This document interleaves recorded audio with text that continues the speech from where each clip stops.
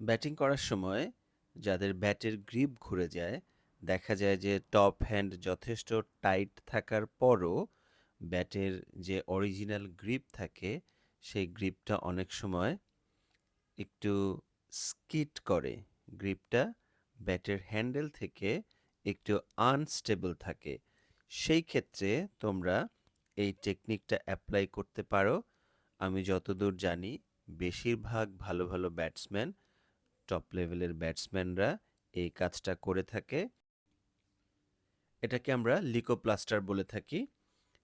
এর সারফেসটা যথেষ্ট রাফ, যার কারণে প্রথমে যদি আমরা ব্যাটের হ্যান্ডেলের উপরে এই লিকোপ্লাসটা ইউজ করে তারপরে ব্যাটের গ্রিপটাকে সেট করি, সেক্ষেত্রে ব্যাটের হ্যান্ডেল আর ব্যাটের গ্রিপের ভেতরে একটা চমৎকার সমন্বয় তৈরি হয়।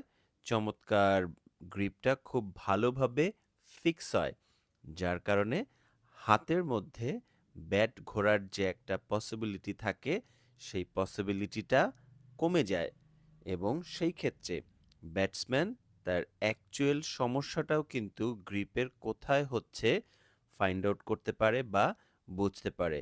অনেক সময় অ্যাকচুয়ালি কি ব্যাটসম্যানের ব্যাটিং গ্রিপে প্রবলেম হচ্ছে না তার ব্যাটের গ্রিপে প্রবলেম হচ্ছে, এই জায়গাটা অনেকেই ধরতে পারে না, নোটিস করতে পারে না।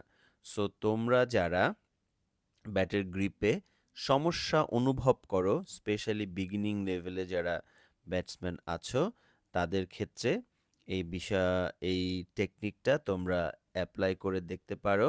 আশা করি ভালো রেজাল্ট পাবে। ধন্যবাদ সবাইকে।